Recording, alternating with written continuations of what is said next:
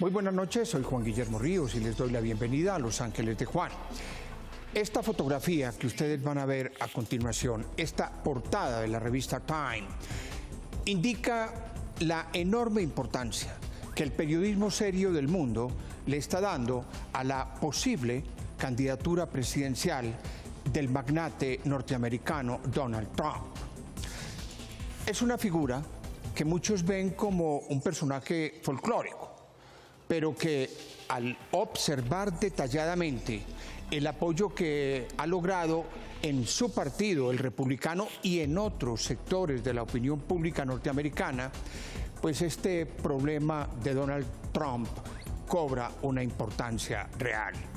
Porque Trump puede ser un peligro auténtico para la tolerancia y para la convivencia interracial en los Estados Unidos. Sus opiniones sobre los latinos han encendido los ánimos de unos, pero ojo, también han desatado aplausos de otros, y esto es lo preocupante.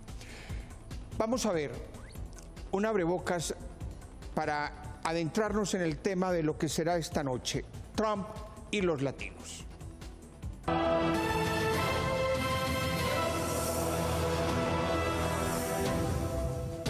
My name's Donald Trump, and I'm the largest real estate developer in New York. I own buildings all over the place, model agencies, the Miss Universe pageant, jetliners, golf courses, casinos, and private resorts like Mar-a-Lago. Trump es el polémico candidato republicano aspirante a la presidencia de los Estados Unidos 2016. When Mexico sends its people, they're not sending their best. They're not sending you. They're not sending you. They're sending people that have lots of problems, and they're bringing those problems with us. They're bringing drugs, they're bringing crime, they're rapists, and some, I assume, are good people. You're wrong, Mr. Trump. We are honest and hardworking people. And Latinos are also waiters and cooks in all the restaurants in the U.S. So be careful next time you meet at a restaurant. Su estrategia política ha conmocionado los medios de comunicación y las redes sociales.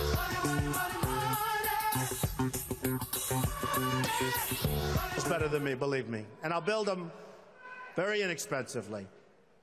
I will build a great, great wall on our southern border, and I will have Mexico pay for that wall. Yo desde que me acuerdo de que nunca ha habido un discurso tan violento y tan lleno de odio. O sea, eso solamente las ves en las películas de los alemanes, en los nazis, ¿no? O sea, es un racismo, una xenofobia desmesurada. Ponte las pilas, Jeb Bush, ponte las pilas, Hillary Clinton, ponte las pilas, porque Donald Trump no puede ser presidente. Este es el fenómeno mediático y político de Donald Trump. Excuse me, sit down. You weren't called. Sit down. Sit down. Sit down. Go ahead. No, you don't. You haven't been called. Go back to Univision. Go ahead. Go ahead. You cannot deport 11 million people. You cannot build a 1,900-mile wall. You cannot deny citizenship to children in this country. Down, please. And with those ideas, you weren't called. No, I'm a reporter, and don't touch me, sir. Don't touch me, sir. You cannot touch me. I have the right to ask a question. Yes, in order. I have the right to ask a question. Yes, go ahead. Get out of my country. Get out. This is I'm a U.S. citizen too. Well, whatever. No, Univision, no. It's not about you. Because our leaders are stupid. Our politicians are stupid. And the Mexican government is much smarter, much sharper, much more cunning. And they send the bad ones over because they don't want to pay for them. They don't want to take care of them. Why should they when the stupid leaders of the United States will do it for them? And that's what's happening, whether you like it or not. Ese es Donald Trump. La revista Time, en la portada que le dio, argumentó lo siguiente: no lo miremos como un payaso, tomémoslo en serio porque la cosa se está convirtiendo en un problema para los Estados Unidos. Tomémoslo en serio y más bien enfrentémoslo ideológicamente. Eso es lo que vamos a hablar con nuestros invitados de hoy, tanto vía Skype como los que están en estudio. Empiezo por el senador Antonio Navarro Wolf. Fue constituyente, fue el mejor alcalde de Pasto, el mejor gobernador que ha tenido el departamento de Nariño, el más honesto, congresista, y es además una figura indispensable en la democracia colombiana. Senador, es un honor que usted esté aquí en Los Ángeles de Juan. Usted sabe el afecto que le tengo. Gracias, Juan Guillermo, muchas gracias por la invitación. Gusto estar aquí hablando de este tema tan preocupante.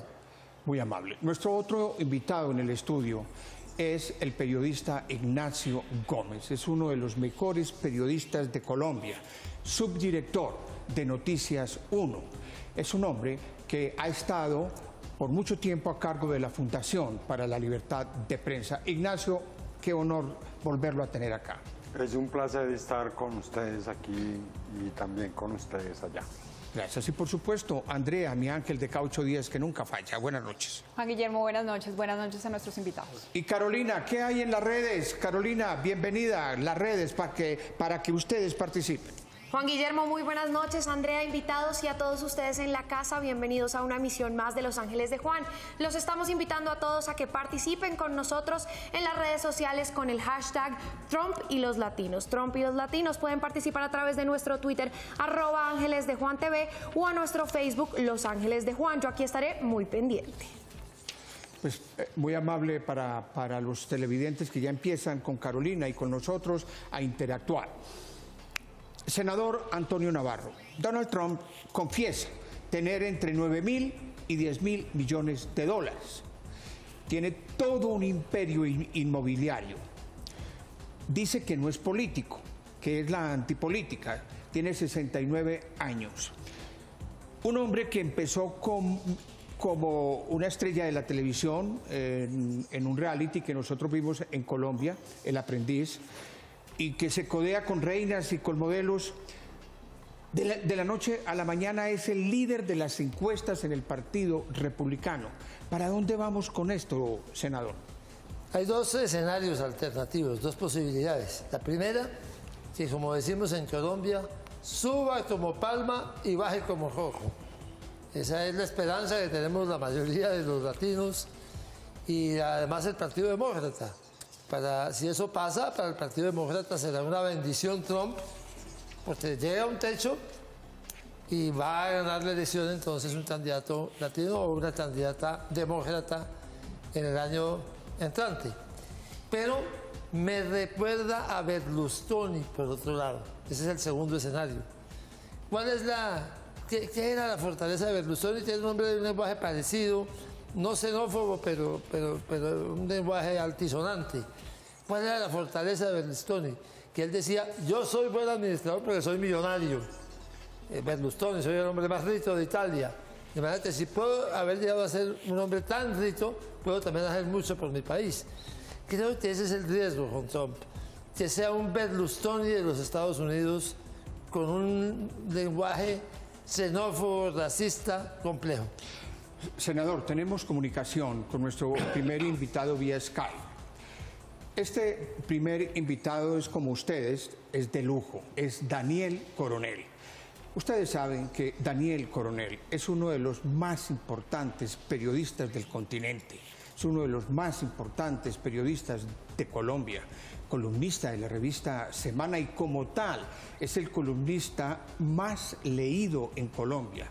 Actualmente es vicepresidente y director de noticias de la cadena Univisión, la principal cadena de televisión de habla hispana en todos los Estados Unidos. Y justamente, y quiero recalcar esto, y justamente fue la primera en responderle a Trump, fue la primera en salir al paso frente a las escandalosas declaraciones del señor Donald Trump. Univisión no solo condenó la xenofobia del precandidato republicano, sino que también cortó de tajo todos los lazos y vínculos de negocios que tenía con el emporio empresarial de Donald Trump. Para mí es también un grande honor un grande honor saludar a Daniel Coronel desde Miami. Daniel, bienvenido. Buenas noches, Juan Guillermo, me da mucho gusto oírlo. Mil gracias por la generosidad de su palabra y su presentación. Eso es generosidad suya, pero oyéndolo pensé que me había muerto con esa presentación tan hermosa que hace. Muy amable. Usted sabe también que lo llevo en mi corazón por muchísimas razones. Daniel, al día de hoy, tengo una encuesta de ayer de Real Clear Politics, donde le da a Trump, dentro de los republicanos, un 27%, pero en segundo lugar aparece el candidato Carson, que también es otra revelación, con un 3%. Usted al día de hoy, ¿cómo analiza la situación de los Estados Unidos frente a Donald Trump y de nosotros los latinos? Mire, esa encuesta que usted cita, Juan Guillermo, o ese estudio complejo que hace Real Clear Politics es la agrupación de varias encuestas, pero como en este país el sistema electoral es tan particular, la situación incluso puede ser mejor para Trump en los estados que deciden la elección. Ustedes saben que aquí la elección es delegada, no es por voto directo. Entonces, los estados que son swings, que pueden cambiar de demócrata a republicano y todo, la votación de Trump va en ascenso. Yo pienso que es un fenómeno político alrededor del cual se está articulando la campaña, que es un mensaje peligroso para Estados Unidos y para el mundo, pero que es algo que no se puede ignorar. Usted citaba pues las diferencias en materia empresarial que ha tenido la cadena Univision con el señor Trump. Nosotros estamos haciendo un esfuerzo consistente y serio para separar el tema empresarial del tema periodístico. Es una separación aquí como la que hay entre iglesia y Estado.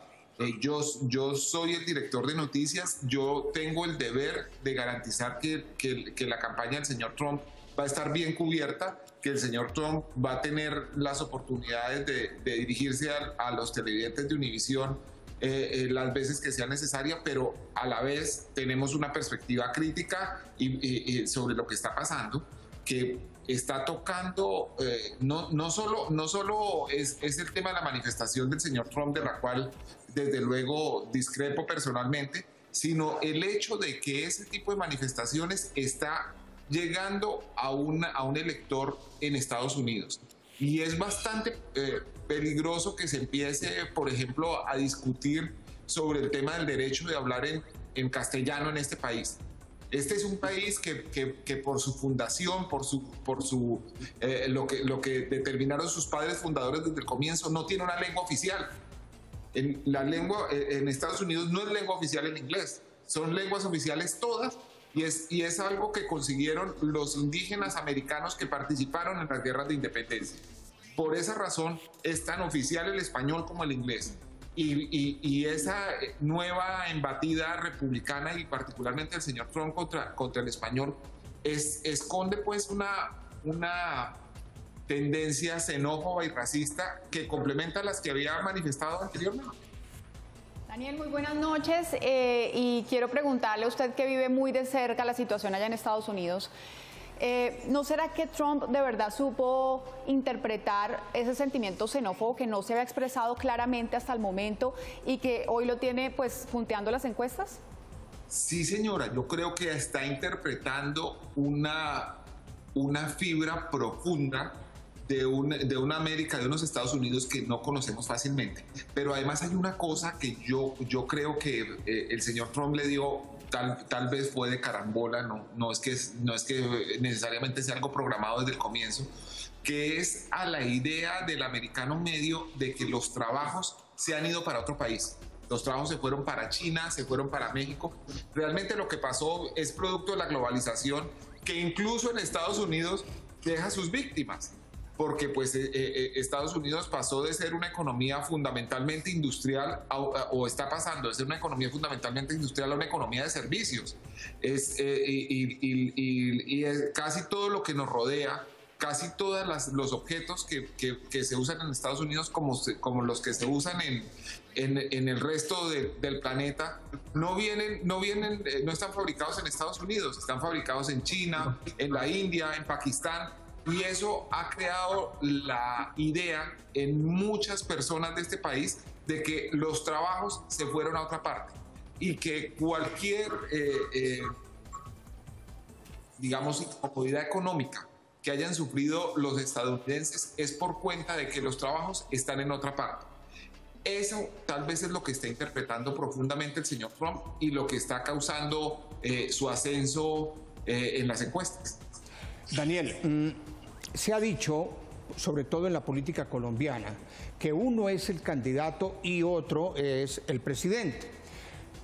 En los análisis que he leído, tanto en la revista Time como en otras publicaciones, dicen que se puede estar dando en Estados Unidos una rebelión popular, un cierto populismo contra el establecimiento, porque los candidatos que aparentemente estarían hipotéticamente más fuertes, tanto en los demócratas como en los republicanos. Jeb Bush pertenece a una familia histórica y Hillary Clinton, pues es la esposa de un expresidente de los Estados Unidos, y que esto generaría como una oposición, un rechazo de los norteamericanos a estos clanes políticos, y que eso impulsaría los outsiders en la política como Trump. ¿Usted cree que eso es válido? ¿Lo ve posible? Yo creo que ese es un análisis acertado.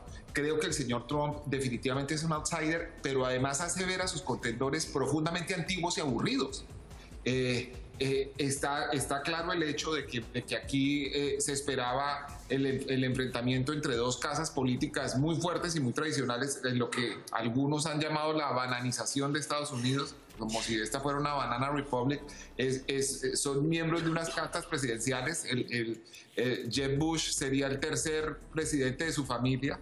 Los otros dos están vivos y pues su hermano está actuante en política y su padre, que es una persona que ya tiene unos años, el presidente Bush, sigue siendo determinante en muchas cosas del Partido Republicano, pero huelen a viejo, huelen a una casta repetida. Y la señora Clinton es la esposa de pronto del político contemporáneo más importante de este país, pero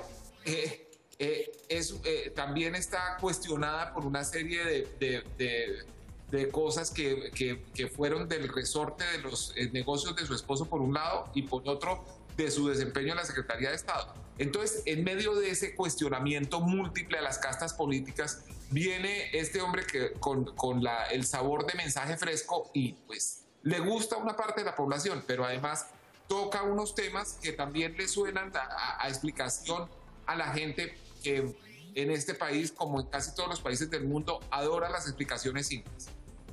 Pues Daniel Coronel, mil gracias, infinitas gracias por participar en Los Ángeles de Juan, y por favor a su familia, que estoy con ustedes siempre y que los llevo perennemente en mi corazón. Daniel, querido. Muchas gracias, Juan, y muchas gracias por toda tu presencia. La hemos sentido muy especialmente en estos días. Gracias, Daniel Coronel, en Los Ángeles de Juan. Senador, opiniones. Bueno, fenómenos de esta naturaleza no se han presentado solamente en Estados Unidos. Primero fueron en Europa. Hablé de Berlusconi, pero hablé del Frente Nacional francés, de Le Pen. He hablado podemos ver también en otros países europeos donde ha habido un resurgimiento. Sí, expresiones de esta naturaleza, pero tienen techo. En todos los casos tienen techo, sobre todo cuando son xenófobas, contra los inmigrantes árabes, contra los inmigrantes turcos. O sea, la derecha extrema europea tiene un techo. Y yo siento que un país de migrantes como los Estados Unidos debe tener un montón de gente que no piensa como Trump. Y creo que debe tener un techo. Ignacio, vemos los ejemplos que nos pone el senador Navarro, pero también vemos un ejemplo también muy cercano, que es el de Venezuela. Y muchos hemos empezado a comparar lo que está pasando con el presidente Maduro y lo que está pasando con el candidato Trump. ¿Usted qué opina? ¿Será que apelar al nacionalismo es una buena estrategia de marketing político? No, yo creo que ambos, en el caso de Venezuela, por emulación del maestro que era Hugo Chávez, son unos genios mediáticos y tiene una capacidad, digamos, de de transmisión de un mensaje, una capacidad de fanatización muy grande. Yo estoy de acuerdo con el senador, por supuesto, en que hay un techo, y creo que en Venezuela sí existe, digamos, hasta cierto punto algún deseo de revancha, algún resentimiento, porque Colombia ha mandado muchos pobres durante mucho tiempo, pero también hay un aprecio y hay un sentimiento clarísimo de hermandad, tanto en Venezuela como en Colombia. Entonces hay un techo del anticolombianismo en Venezuela de la misma manera que el senador mencionaba, hay un techo del anti-españolismo dentro de los Estados Unidos. Yo no creo que ni siquiera que se pueda llamar xenofobia prohibir español en una ciudad que se llama Los Ángeles. Pero usted vio, Ignacio, que en el momento en el cual el segundo a bordo del señor Donald Trump expulsa, casi que agrediendo a Jorge Ramos, le dice en inglés: lárgate de este país, este no es tu país, y lleva 20 años viviendo en Estados Unidos. No solo eso, sino que tenemos California, Nevada, San Francisco, Texas, o sea, la mitad de Estados Unidos tiene nombres en español porque son territorio en español donde el idioma nativo es español. Daniel planteaba lo de la lengua nativa como conquista de ellos. Pero también que la presencia hispana en Estados Unidos, en primer lugar, sí hay un pueblo vecino que ha estado tratando de pasar la frontera todo el tiempo, pero hay una población aborigen de toda la historia dentro de los Estados Unidos. Qué bueno. Yo lo que creo es que hay una... En Estados Unidos, donde eligieron un presidente negro, claro. ¿Tú no crees que hay suficientes reservas democráticas para que Trump no pueda llegar a gobernar? Excelente el ejemplo. Senador Ignacio, Andrea, ustedes, queridos televidentes, los invito para que nos vamos con Carolina en redes. Claro que sí, Juan Guillermo. Bueno, en nuestras redes sociales también están comparando a Trump con Maduro. Por ejemplo, Ricardo Castro nos escribe: el discurso de Trump es similar al de Maduro y están buscando una unidad nacional en situaciones de crisis. Mientras tanto, Eduardo Quintana nos dice: nosotros ya lo estamos viviendo en carne propia, el odio visceral de los venezolanos hacia Colombia por décadas. Y finalmente, John Cortés nos escribe: ojo, este tipo llegará a ser presidente si no se organizan los latinos en Estados Unidos. Yo seguiré muy pendiente. Siga usted, Juan Guillermo. Muy bien, sigan escribiendo a las redes. Carolina las está leyendo todas. Me interesa enormemente su participación. Ignacio, senador Antonio Navarro. En los últimos 60 años, lo conversé con Andrea, el único presidente de los Estados Unidos que no ha sido político, que no proviene de la clase política, ha sido un general de la República de la Segunda Guerra Mundial. El general, si me perdona usted, Eisenhower, le llamaba a todo el mundo Ike. Pero todos los presidentes fuera de Ike, fuera de Eisenhower, todos han sido o republicanos o demócratas, pero muy activos en la política.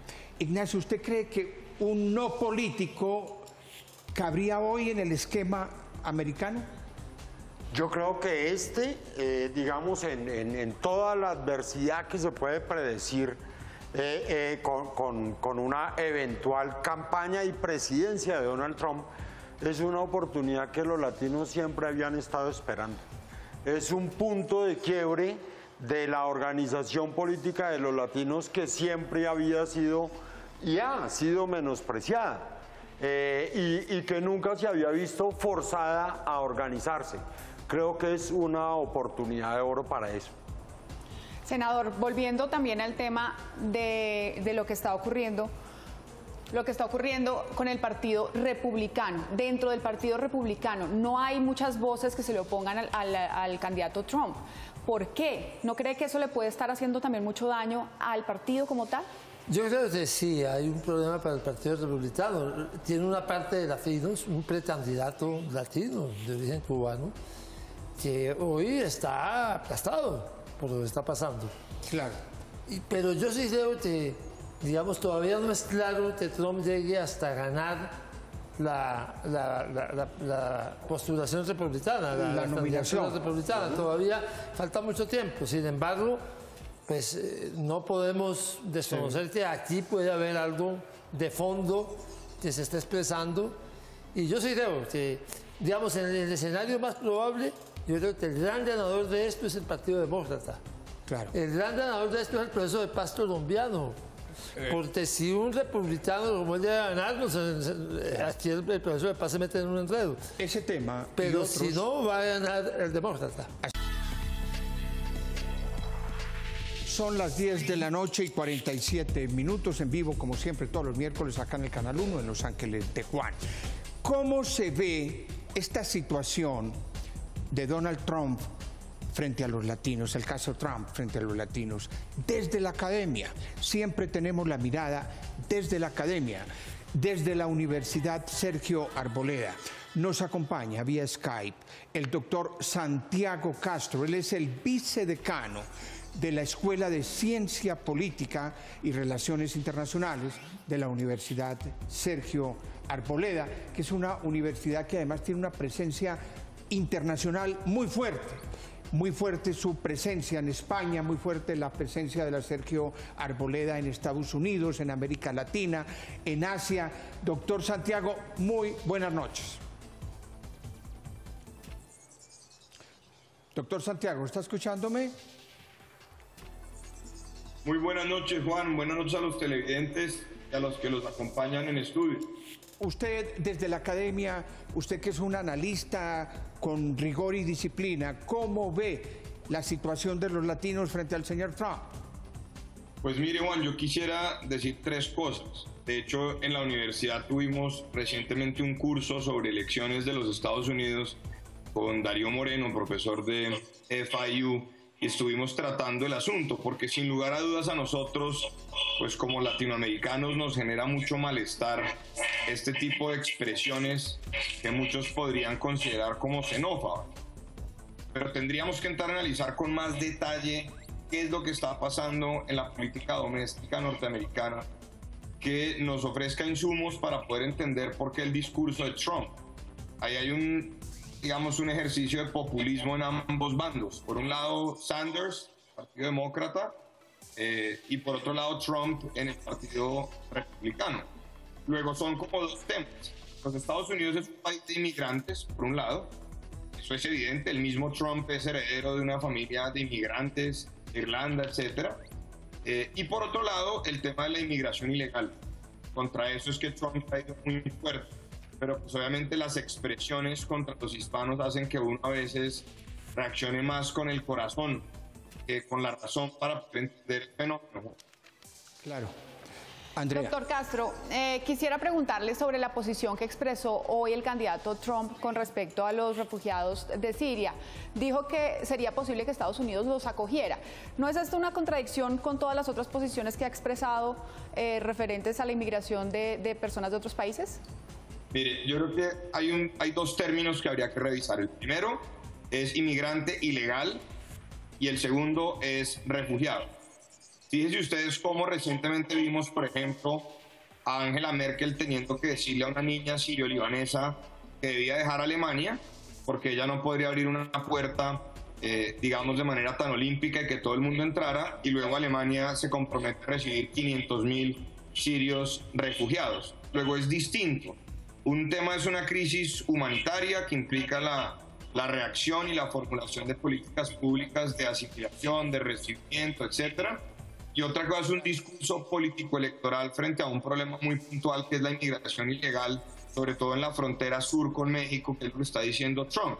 Por supuesto que yo no comparto las declaraciones de Trump, pero trato de entender qué es lo que hay allá en ese escenario. Hay un ejercicio de solidaridad, sobre todo después de las tristes imágenes de los niños que han morido ahogados, que todos lo hemos visto. Y eso pues obviamente a un líder populista como Trump lo lleva a decir, en ese caso sí acepto los refugiados, pero ojo que en el caso de la inmigración ilegal quiero un muro de 20.000 millones de dólares. Creo que son cosas distintas, no podríamos comparar habichuelas con peras. Claro. Una cosita muy breve, doctor Castro. ¿Usted ve alguna similitud en la posición del señor Trump con la posición del señor Maduro en Venezuela frente a Colombia? Mire, yo creo que no. Yo en eso sí creo que los que critican a Trump por populista no podrían entonces caer en el mismo populismo de entrar a comparar a Trump con Maduro. No, además porque le voy a decir una cosa, lo que está haciendo Maduro es un tema sin debido proceso, es una violación agreste a los derechos humanos, no se están haciendo acusaciones, no hay investigaciones, no hay absolutamente nada de eso. En el caso de Trump creo que es una política un poco distinta en el sentido de lo que él está diciendo es voy a frenar la inmigración y vamos a proceder con las deportaciones que correspondan. No creo que podría, digamos, no sería partidario de que entráramos a comparar a el presidente Maduro y lo que está haciendo ahora en un desespero en la situación crítica de la frontera con lo que está pasando con el tema Trump. Juan Guillermo, me parece que sería una irresponsabilidad eso. Quiero agradecerle, doctor Santiago Castro, vicedecano de la Escuela de Ciencia Política y Relaciones Internacionales de la Universidad Sergio Arboleda, su participación tan especial en Ángeles de Juan. Bienvenido siempre. Bueno, muchas gracias, Juan, que esté muy bien. Gracias, señor, muy amable. Carolina, redes. Claro que sí, Nicolás Aguilar nos escribe, es diferente el sentimiento patriótico y el afecto por un país al odio e irrespeto a personas honestas. Hernán Iguarán dice, Trump no solo es un problema para Estados Unidos, por su pedantería y radicalidad sería un potencial para una tercera guerra mundial. No tendría la sabiduría para gobernar un país. Pobre hombre que no tiene nada más que plata, creyendo que eso no es todo. Y @DiegoFS nos hace una reflexión y es, hay un problema y es que los mismos mexicanos, latinos de segunda generación viviendo en Estados Unidos, niegan sus orígenes. Entonces, ¿cómo se puede pelear por sus derechos? Juan Guillermo. Pues muy amable, Carolina. Andrea, Ignacio y el senador Antonio Navarro. Ignacio, yo quisiera preguntarle a usted, que fue director de la Fundación para la Libertad de Prensa, un poco sobre la posición que ha tenido Trump con respecto a los periodistas en Estados Unidos, en particular lo que ocurrió y lo que vimos en las imágenes con el periodista Jorge Ramos. ¿Qué podemos decir en un país que además se caracteriza por la libertad de prensa, supuestamente? Es que escuchando al profesor, caía yo en cuenta de que la forma de Donald Trump de expulsar un latino es muy similar a la de la expulsión de los colombianos. El señor Trump simplemente movió la trompa y salió una escolta y empujó a Jorge Ramos. Yo no veo que ahí esté hablando de ninguna garantía legal, ni que esté hablando del estatus de residente, y mucho menos que Donald Trump haya dado muestras de siquiera conocer la ley de migración. Yo no lo veo a él como una persona respetuosa, pues, de los derechos de los inmigrantes, pero sobre todo no lo veo respetuoso del derecho a la diferencia y de la libertad de expresión, que es el pilar de la democracia de los Estados Unidos. Senador, tengo en línea a Luis Alejandro Medina. Es otro periodista colombiano que lleva residenciado, trabajando en el periodismo más de 20 años. Es un gran periodista y reportero senior de la cadena hispana Telemundo.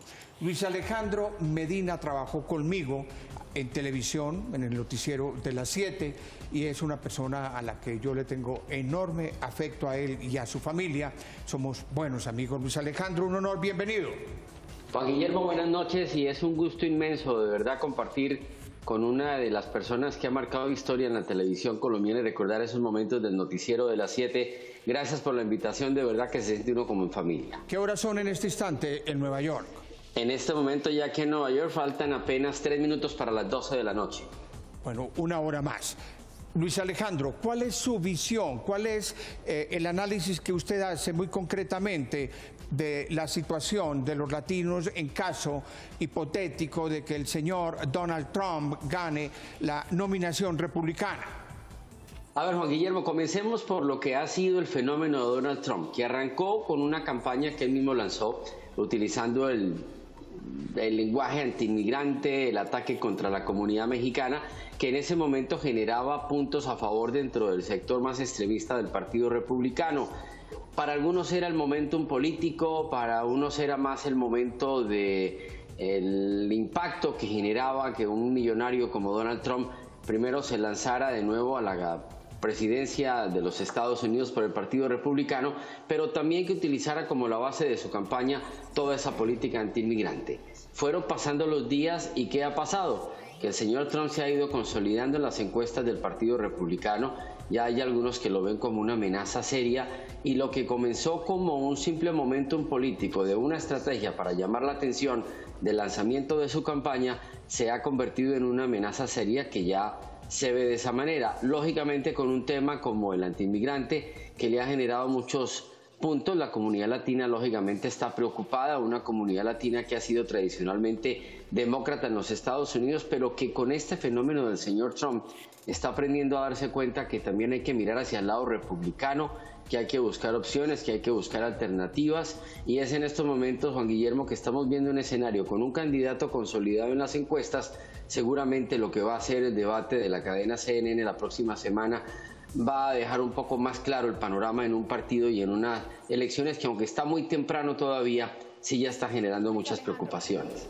Luis Alejandro, yo quisiera preguntarle si Telemundo ha establecido algún tipo de posición editorial con respecto a la candidatura de Donald Trump y sobre todo con respecto a la exposición del candidato en el canal. A ver, básicamente hay que tener en cuenta que Telemundo forma parte de la familia de NBC, es un conglomerado del cual el socio principal es Comcast, aquí en los Estados Unidos, y desde un primer momento, desde sus comentarios antiinmigrantes, pues se cortaron prácticamente las relaciones comerciales con el señor Trump.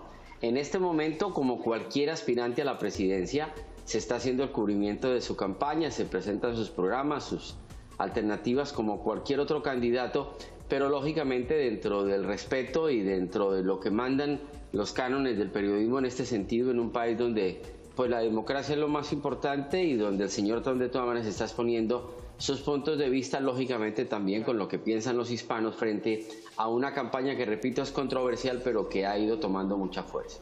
Una pregunta para Luis Alejandro Medina, periodista de Telemundo en Nueva York, está en Nueva York, muy concreta. ¿Es verdad que hay latinos que apoyan a Trump? Ese es el fenómeno más importante.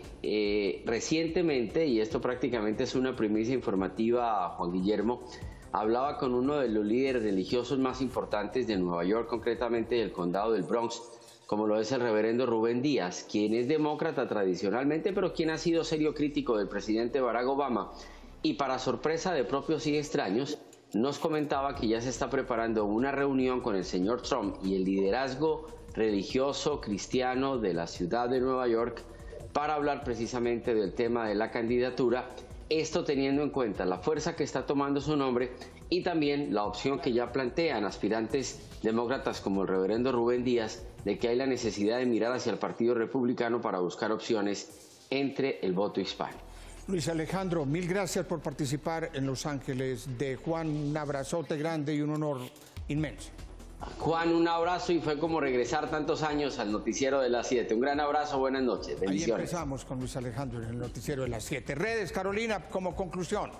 Nuestros televidentes concluyen que Trump sí constituye un peligro para América Latina, su sociedad y su convivencia, utilizando la xenofobia como estrategia para ganar adeptos. Y Ángela Ospina dice: el populismo discursivo se toma la política americana y la gente lo toma a la ligera. Juan Guillermo. Senador, una conclusión suya muy breve, se lo suplico. Amanecerá y veremos. Ignacio. Libertad de expresión. Libertad de expresión. Andrea. Pues, Juan Guillermo, mi conclusión es que la estrategia de marketing político le está funcionando, pero también que, como dice el senador, falta mucha agua por correr. La conclusión mía está identificada con un video que le está dando la vuelta al mundo. Ese video, miren ustedes. Una reportera húngara, Petra Laszlo, que en lugar de ayudar a los refugiados y a los inmigrantes, golpea y le pone una zancadilla a un padre que va con su hijo de brazos y lo hace caer en el suelo. Hoy no ha presentado excusas, pero esas son las consecuencias de las posiciones contra los inmigrantes, como las que hace el señor Trump, como las que hace el señor Maduro en Venezuela, cerrando fronteras. Yo no veo ninguna diferencia en el modo de actuar fascista y ultraderechista entre el señor Trump y el señor Maduro. No veo ninguna, porque ambos persiguen la libertad de expresión, la libertad del ser humano e intentan pisotear al hombre, al niño, a la mujer cuando estos están sufriendo. Realmente, ¿usted cree que Maduro y Trump son diferentes? Pues la misma cosa. Juan Guillermo Ríos, nos vemos en 8 días en Los Ángeles de Juan. Bienvenido siempre. Andrea, gracias. Senador, gracias. Ignacio, gracias. Los Ángeles de Juan.